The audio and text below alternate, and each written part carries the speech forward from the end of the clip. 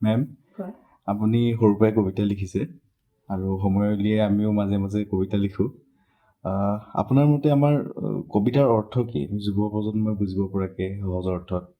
কবিতা হ'ল এক হৃদয়ৰ গুঞ্জন। কবিতাই কথা ক'ব বিচাৰে। কবিতাক প্ৰকৃততে তুমি সোধাৰ দৰে কোনো সংজ্ঞাৰে বান্ধি পেলোৱাটো সহজ নহয়। কাৰণ কবিতা বুলিলে আমাৰ মনলৈ আহে চাহ পোহৰৰ এক মায়া ভৰা ৰূপছবি। আৰু এই ৰূপছবিত সপোন, দিঠক, কল্পনা, বাস্তৱ, আশা নিৰাশাৰ নিশ্চিত জিলিকনি থাকে। সেই জিলিকনিয়ে আমাৰ দৰে হয়তো আন 10জন সাহিত্য অনুৰাগী কবিতাৰ প্ৰভাৱ পৰিবলৈ উদগনি যোগায়। তুমি সোধাৰ দৰে সৰুৰ পৰা কবিতাৰ প্ৰেমত পঢ়ি আহিছোঁ আৰু সেয়ে লাহে লাহে অনুভৱৰ ঘৰণিত ডুব গৈ কলম তুলি ল'বলৈ আৰম্ভ কৰিছিলোঁ ঘৰতে। নাজানো কলমটো কিমান তীক্ষ্ণভাৱে আগবঢ়াই নিব পাৰিছোঁ। যিবোৰ ভাৱ মনলৈ আহে, কেতিয়াবা সুখী হৈ লিখোঁ, সুখত যেতিয়া লিখোঁ তেতিয়া ৰোমান্টিক কবিতা ওলায়, কেতিয়াবা দুখত লিখিলে তোমাৰ বিষাদৰ কবিতা ওলায়। তেনেকে সময় সাপেক্ষে আবেগৰ কবিতাও ওলায়।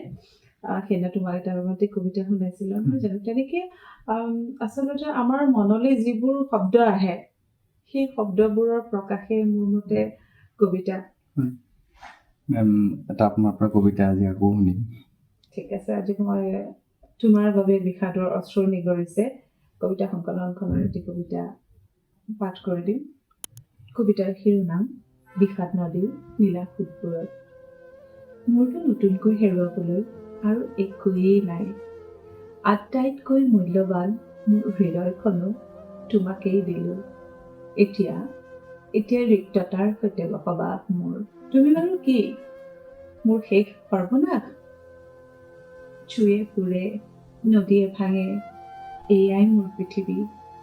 মই ভাঙি পৰোঁ, চুৰ মাৰ হওঁ, জুইত চাৰষাৰ চাই নিৰৱধি। বিবৰ্ণ চাই উটুৱাই দিলোঁ বিষাদ নদীৰ নীলা পানীত। বেদনাৰে পূৰ্ণ মোৰ হৃদয়ৰ পুখুৰীত ফুলি উঠক বিষাদৰ শতদল। আৰু অপূৰ্ণতাৰে হওক মোৰ শেষ, আৰু অপূৰ্ণতাৰে হওক মোৰ শেষ। ধন্যবাদ মেম, ভাল লাগিল কবিতা। ধন্যবাদ।